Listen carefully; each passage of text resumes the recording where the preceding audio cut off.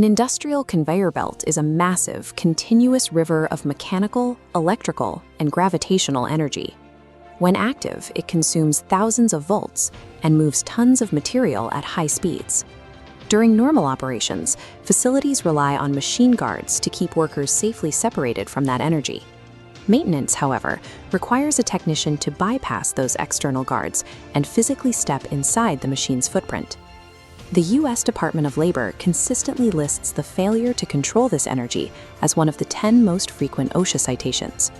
When workers enter an unprotected machine, the results include severe crush injuries, amputations, and fatalities. Surviving a maintenance shift requires the systematic neutralization of the system, transforming a live threat into a mathematically inert object. Under OSHA Standard 1910.147, only an authorized employee may perform a lockout. This specific classification means you have the training and permission to hold a personal lock and execute the shutdown procedure. General safety training is insufficient to begin work. Because every conveyor has a unique energy fingerprint, you must reference the machine-specific energy control procedure to locate every power feed, pneumatic line, and secondary electrical source. You also need the exact hardware required for the job: standardized, heavy-duty padlocks that are individually keyed alongside durable warning tags. Entering a conveyor system without the correct authorization, documentation, and hardware bypasses the legal and physical safeguards designed to prevent a fatal injury. Step 1 is preparation and notification. You must explicitly notify all affected personnel, the operators and floor workers, that the line is going down. Unexpected startups while a technician is clearing a jam are a primary cause of workplace injury. Step 2 is the shutdown. Power down the equipment in an orderly sequence using the normal operating controls. You must avoid abruptly cutting the main power disconnect while the conveyor is fully loaded and running under tension. Step 3 is isolation.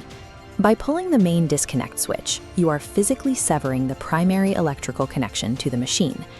Once isolated, the authorized employee secures the device. Applying a personal padlock and danger tag through the hasp makes the switch immovable. This action is governed by the one lock, one key, one person rule.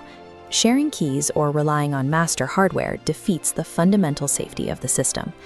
While the physical lock successfully severs the primary electrical threat, the technician is still not safe to enter the machine. Step 4 requires dissipating stored energy. Even with the electricity off, kinetic energy, belt tension, and gravity remain inside the system as hidden traps. A tensioned rubber belt acts like a cocked spring. If pneumatic lines aren't bled and rollers aren't physically blocked, that spring will release the moment a technician removes a part. Step 5 is verification. Commonly known as the try step, this provides the final physical evidence that the system is truly inert. To perform this verification, stand completely clear of the hazard zones and purposefully attempt to start the machine using the main console. You are trying to make it run.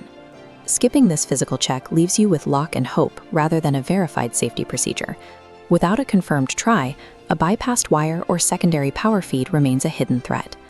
Only when the machine physically fails to respond to a start command can you declare a zero energy state and safely begin your work. These steps ensure survival for the technician on the floor, but they also dictate how an HSE professional must manage the facility safety culture. Lesson 1. Generic LOTO programs fail under pressure. Maintaining machine-specific procedures is an absolute regulatory and moral mandate for every piece of equipment in the facility. Lesson 2 involves scale. This flowchart shows the logic for group LOTO. When multiple trades service the same conveyor, you must use group lockboxes to ensure power cannot be restored while a single worker remains inside. Lesson 3 requires annual field auditing. You must observe technicians performing the routine to ensure they haven't invented shortcuts that bypass these energy controls. We want to hear from your experience. Let us know in the comments. Has a machine ever jumped or shifted on you because of unreleased stored energy? Lockout Tagout succeeds when you systematically neutralize the physical forces of electricity, tension, and gravity. Methodically applying these laws of physics is the only way to ensure every technician clocks out alive. Subscribe to HSEstudy for more OSHA compliance breakdowns.